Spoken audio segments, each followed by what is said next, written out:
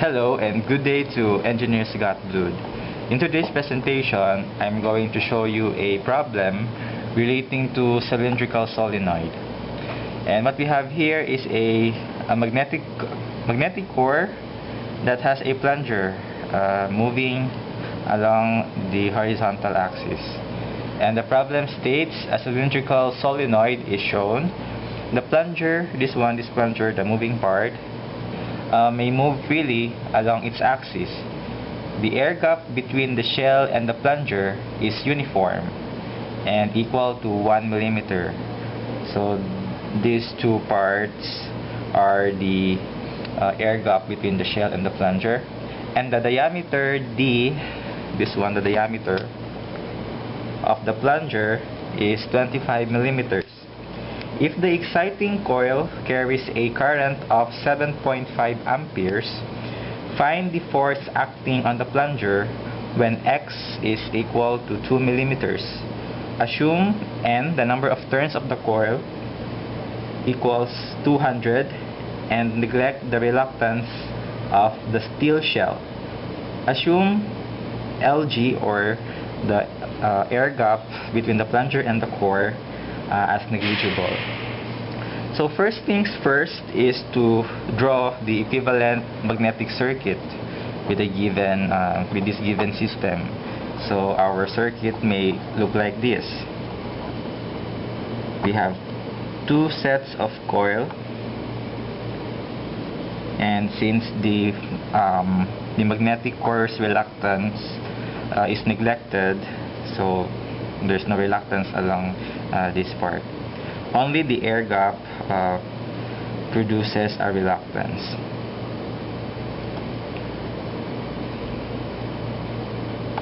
So this is now our equivalent circuit, minus plus.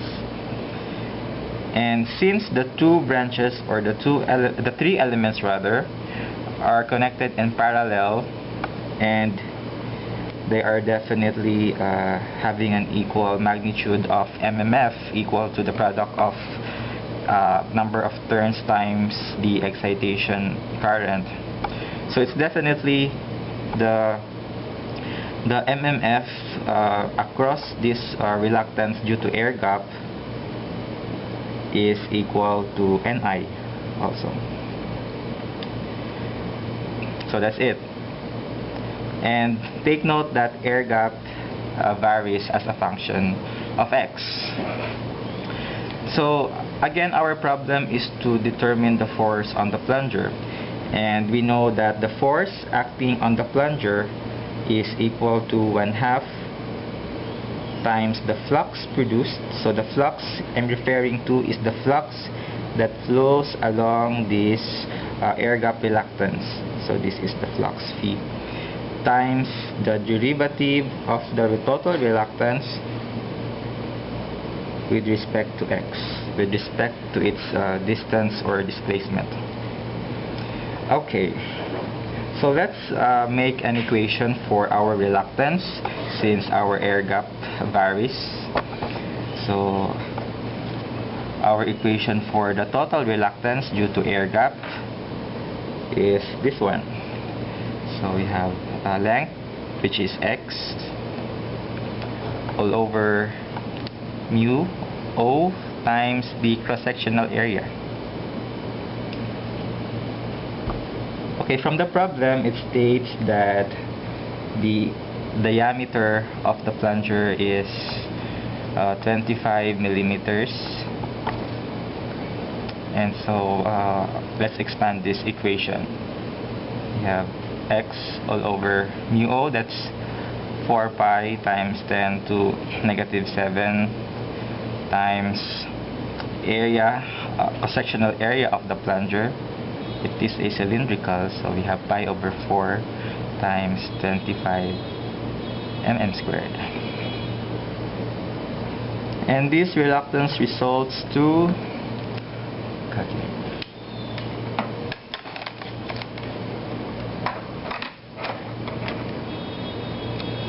we have 1 over 4 pi times 1 minus 7 times 5 pi over 4 times 25 millimeters, so that's 1 times 10 to negative 3 squared.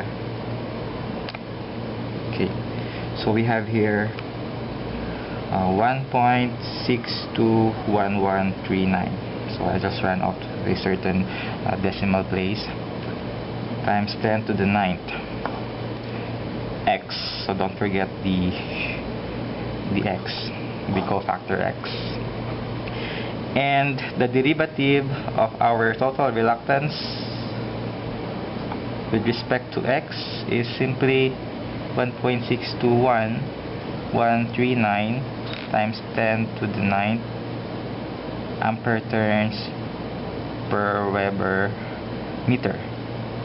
So by the way, the unit for this reluctance, we have ampere turns per Weber. Okay, so we now have the derivative of our total with respect to x, and our next problem is to make an equation for our flux. So the flux flowing through the air gap, we have flux equals, that's the mmf all over the reluctance. So the reluctance exists is the reluctance due to air gap. So I will denote this as Rg of x. So this resolves to, we have n equals n is equal to 200 turns times the excitation current equals 7.5 amperes all over x divided by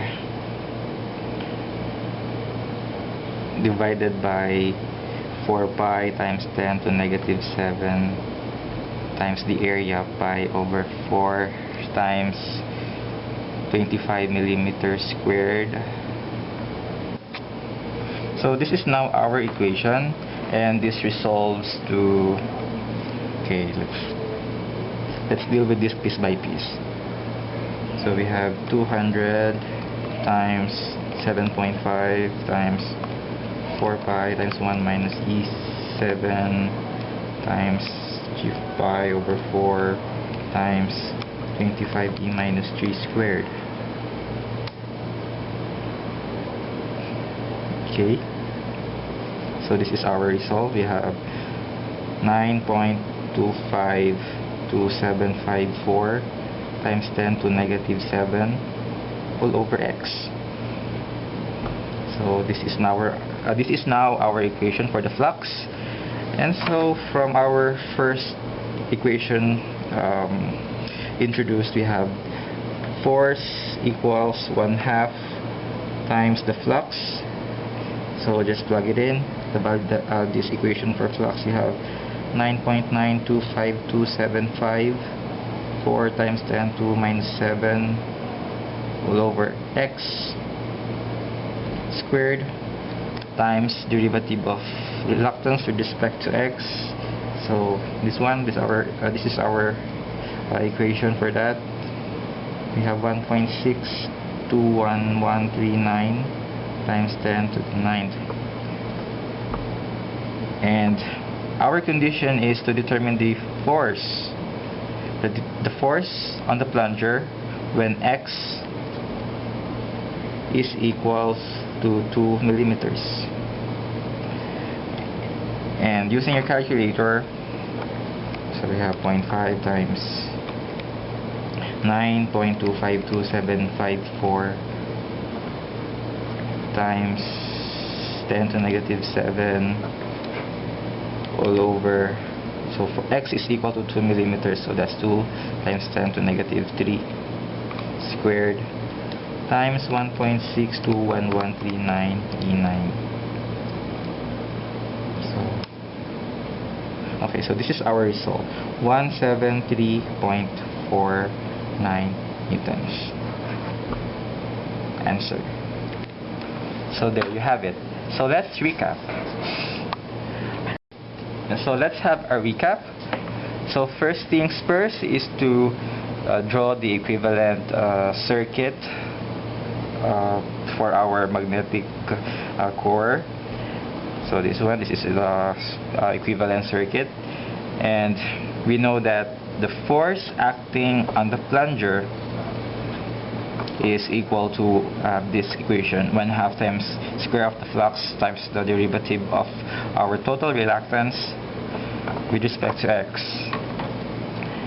And in this part, I make a equation or a function or an expression for the reluctance, and this is our expression for reluctance due to the air gap. And after that, we take the derivative of our expression for the reluctance with respect to x, and after doing that, we make an expression for the flux flowing through the reluctance of the air gap. So this is the solution now for determining the flux. And so this part is the expression for the flux flowing through the reluctance due to air gap. And just plug in this equation, this expression, flux, the derivative of your reluctance with respect to x, into this equation, and so there you have it. The resulting force acting on the plunger is equal to 173.49 newtons. So that's it. Thank you for watching. Stay tuned.